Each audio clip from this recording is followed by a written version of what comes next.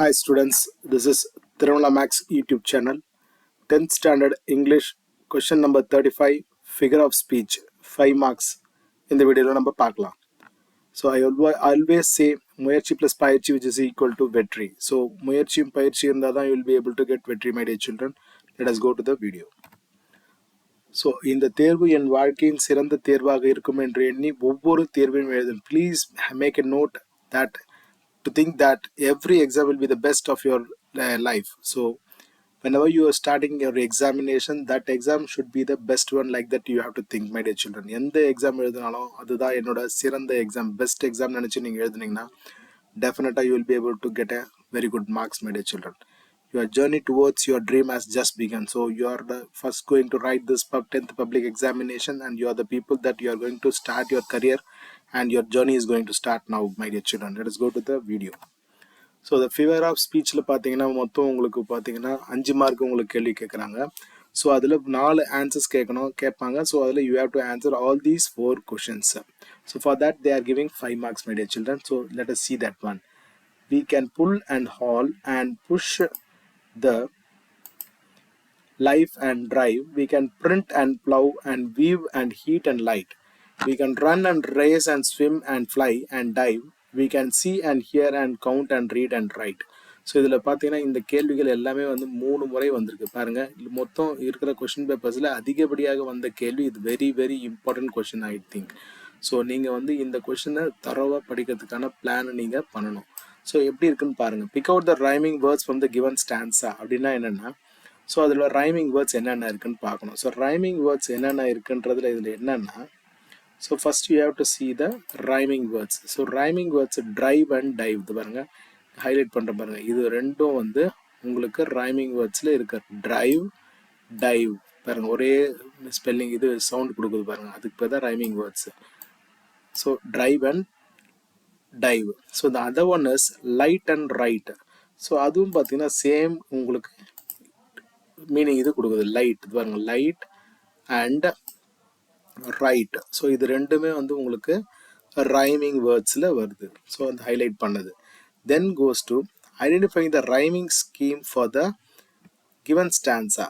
எப்படி வருதுன்னா rhyming schemes என்னென்ன இருக்குது, ஏபி அண்ட் ஏபி. இது பாருங்கள், இது வேற இருக்குது. ஸோ அதனால ரைமிங் ஸ்கீம் வந்து ஏபியும் இருக்குது அப்படின்றாங்க. The identify the figure of speech employed in the first line of the given stanza. Figure of speech என்னன்னு சொல்ல வராங்கன்னா பர்சானிஃபிகேஷன். இதில் வந்து ஒரு பர்டிகுலர் இதை பற்றி சொல்கிறது, அனிமல்ஸோ ஆப்ஜெக்டோ இல்லை ஏதாவது ஒரு இதை பற்றி பேசும்போது அது வந்து ஃபிகர் ஆஃப் ஸ்பீச்சில் வந்து பர்சானிஃபிகேஷன். அதாவது we can pull and haul and push and life and drive அப்படின்னு சொல்லும்போது ஒரு பர்டிகுலர் போர்ஷன்ஸை பற்றி இது பண்ணும்போது அது வந்து சொல்கிறது தான் நம்ம என்னன்னு சொல்கிறோம், பர்சானிஃபிகேஷன் சொல்கிறோம் நம்ம.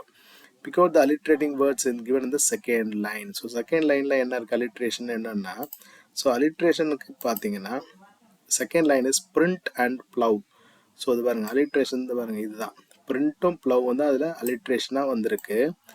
தென் வீவ் அண்ட் வீவ், இது பாருங்க வி ப்ளவ் அண்ட் வீயும் வீவ்னு வந்திருக்கு. ஸோ இது ரெண்டுமே வந்து உங்களுக்கு அலிட்ரேட்டிங் வேர்ட்ஸில் வருகின்ற வார்த்தைகள். ஸோ ஐ ஹோப் இந்த ஆன்சர் உங்களுக்கு புரிஞ்சிருக்கும். Let us go to the second question. The weather is so always too cold or hot. Summer and winter alike they scold.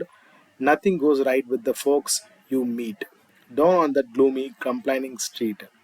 Pick out the rhyming words from the given stanza. Rhyming words இது என்னென்ன இருக்குன்னு பார்த்தீங்கன்னா அது பாருங்க, கோல்டுன்ற rhyming words இருக்குதுல, தென் ஸ்கோல்டுன்ற rhyming words இருக்குது.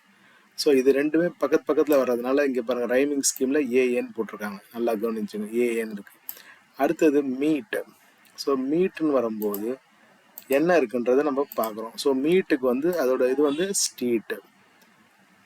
Rhyming words பாருங்கள், rhyming மீட்டு ஸ்ட்ரீட். ஸோ பக்கத்துலேயே இருக்குது. ஸோ பக்கத்தில் இருக்கும்போது என்ன பண்ணணும்னா பிபி, நல்லா புரிஞ்சுங்க ஸ்கீம். ஒரு லைன் விட்டு ஒரு லைன் அந்த ஒரு செகண்டில் ஃபர்ஸ்ட் லைன் தேர்ட் லைன் இருந்தால் ஏபின்னு போடணும். பக்கத்தில் இருக்கிறனால ஏபின்னு போட்டுக்கிறோம். ஸோ இதோட ஆன்சர் உங்களுக்கு புரிஞ்சிருக்கு. Identify figure of speech employed in the first line of the stanza. அதாவது weather is always too hot and contrast, ரெண்டுமே ஆப்போசிட். அதாவது ஹாட்டும் கோல்டும் ரெண்டுமே ஆப்போசிட்டாக இருக்கிறதுனால நம்ம வந்து என்ன சொல்கிறோம், அதை வந்து ஃபிகர் ஆஃப் ஸ்பீச் கான்ட்ராஸ்ட்னு நம்ம சொல்கிறோம் நம்ம. நெக்ஸ்ட் ஒன் பார்த்தீங்கன்னா alliterating words in the second line. அதாவது எப்படின்னா சம்மர் அண்ட் ஸ்கவுல்டு. இது பாருங்க சம்மர். சம்மர் என்ன ஆகுது alliterating wordsல summer is becoming scowled அப்படின்னு சொல்றாங்க. Summer is becoming scowled. So alliterating words in the given second line is summer is scowled. The third one, let me but live my true life from year to year with forward face and reluctant soul, not hurrying to, not turning from the slow goal, not murmuring from the things that appear. What kind of a life does the poet want to lead? So அவர் என்ன மாதிரி life lead பண்ணணும்னு எதிர்பார்க்குறாருன்னா joyous life with plenty of positivity towards the future. அதுதான் அவர் எதிர்பார்க்குறாரு. Let me live my life year by year, அதுதான் சொல்கிறார். Live by with faith and reluctant soul, not hurrying not டேர்னிங்ன்றதெல்லாம் சொல்கிறாரு. Which means the poet wants to live joyous life with plenty of positivity. அதுதான் சொல்ல வராங்க.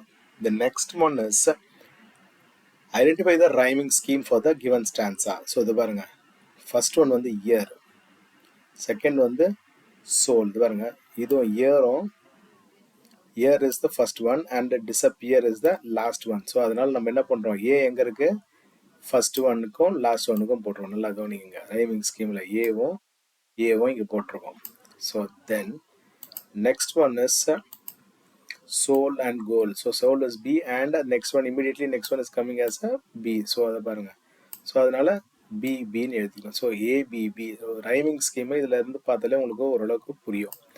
Whom does the word me refer? Me refers to the name called poet Henry Van Dyke. So அது புரிஞ்சு, not in a hurry. The poet was not in a hurry, that is goal without hurrying or turning away from it அப்படின்றாங்க. So the poet wants to move towards his goal without hurrying or turning. I hope இந்த answers உங்களுக்கு புரிஞ்சிருக்கும். Please subscribe to Tirumala Max YouTube channel and forward your friends also about this channel. I wish you a happy examination and wish you all a success in your examination, my dear children. Thank you so much.